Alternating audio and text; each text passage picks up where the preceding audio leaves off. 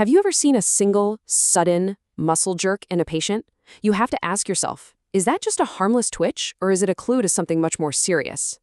Well, in neurology, making that call can change everything. Today, we're going to demystify myoclonus, a clinical sign that when you learn to spot it, becomes an incredibly powerful diagnostic key. Let's dive in. So, picture this. You're at the bedside, you're talking to a patient, and out of nowhere, their arm just jerks. It's lightning fast, totally involuntary, and then it's gone. What is that? And maybe more importantly, what is it telling you about what's going on inside their nervous system? Well, that jerk has a name. It's called myoclonus. And what it is really is a sudden, super fast muscle contraction. It's caused by this little burst of abnormal electrical activity somewhere in the nervous system, and it's immediately followed by the muscle relaxing. Now, this can be a tiny little flicker in just one muscle, we call that focal, or it can pop up randomly in different parts of the body, which we call multifocal. And in some cases, you might even see a big, generalized jerk that involves the whole body. So, why are we spending so much time on this one sign? Here's the kicker, and this is absolutely crucial for any clinician to know. If you have a patient who is confused, whether it's an acute delirium or a more chronic dementia, and you see myoclonus, your list of possible causes gets a whole lot smaller. Instantly. It's like a powerful filter for your differential diagnosis. You know, the best way to really understand its power in the clinic is to see it in action. So let's walk through a case together that really brings this whole concept to life. So this is Mr. G. He's 70 years old, and his family brought him into the ER because he suddenly became very confused and agitated. This is a super common scenario, right? You'll see this all the time. Okay, so you start your workup. You see he's got a fever, his heart rate is up, he's clearly agitated and not oriented. But then you spot it. You see these brief, irregular, totally unpredictable jerking movements in his arms and legs. There it is. That's our myoclonus. And when you dig into his history, you find out he just recently started an SSRI. Your clinical gears should be turning like crazy right now. Okay, let's pause. We have a delirious, febrile patient with myoclonus who just started a new medication. How do you put all these puzzle pieces together? Let's map out the thinking process here. What's so great about this slide is how it shows you exactly how a doctor thinks. We start with our two main findings, delirium plus myoclonus. Right away, that pushes us to think about toxic or metabolic causes. So first thing, we review his meds. That new SSRI is a huge red flag, making serotonin syndrome our #1 suspect. Next, of course, we're going to order labs to rule out things like kidney or liver failure causing a uremic or hepatic encephalopathy. And if those come back clean, we also have to keep less common autoimmune causes on our list. So, for a patient with delirium and myoclonus, our guy, Mr. G, is a perfect fit for the most common cause on this list, serotonin syndrome. But you've got to remember the whole list. Metabolic problems like uremia from kidney failure or hepatic encephalopathy from liver failure are classic culprits. Same goes for certain toxicities and autoimmune conditions. Now, let's switch gears.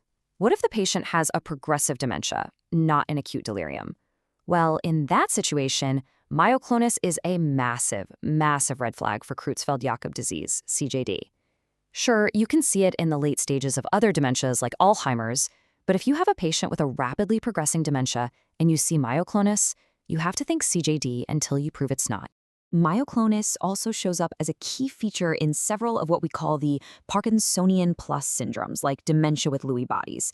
These are really complex neurodegenerative diseases, and myoclonus just adds another layer to the puzzle. It's also the main event in a fascinating inherited condition called myoclonus dystonia, which often shows up with psychiatric issues like OCD and depression. And, of course, we can't talk about myoclonus without talking about epilepsy.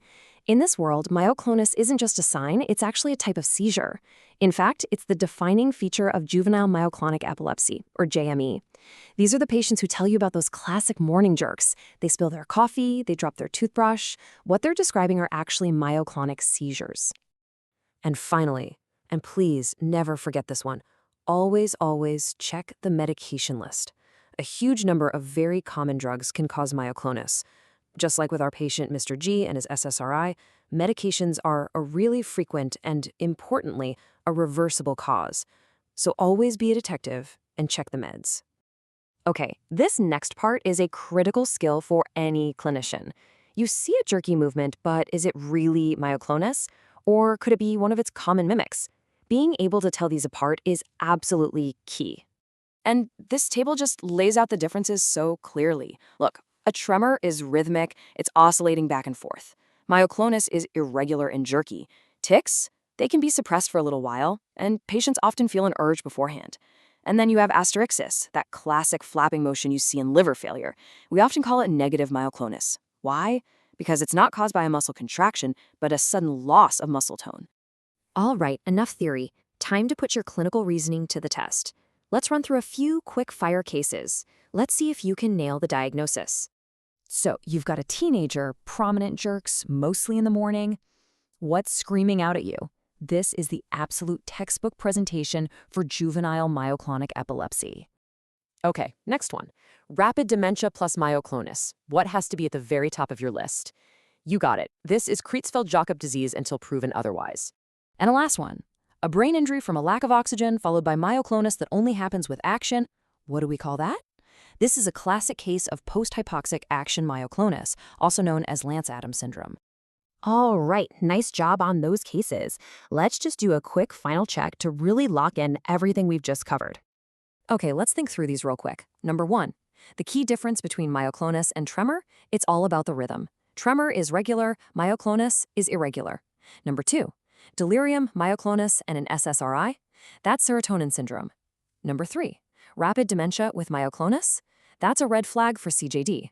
Number 4, what's another name for asterixis? Negative myoclonus. And finally, can you name 3 med classes? Easy. Antidepressants, opioids, and antiepileptics are all great answers. All right, let's wrap this up with the ultimate high-yield summary. If you're studying for an exam and you can only remember a few things from this, make it what's on this slide. So let's recap lightning fast. Myoclonus, it's a sudden irregular jerk. If you see it with delirium, you need to think about toxic metabolic causes, especially serotonin syndrome. If you see it with dementia, you think CJD first. Always know how to tell it apart from its mimics. And remember, while the real goal is to treat the underlying cause, we do have symptomatic treatments like clonazepam or levetiracetam if we need them. So, I'll leave you with this final thought. The next time you're on the wards and you see that sudden involuntary jerk in a patient, what's your game plan? What's your mental framework going to be? What are the first 3 things you're going to consider based on that patient's bigger clinical picture? That is the heart of clinical reasoning. Keep asking those questions, and thanks for joining me today.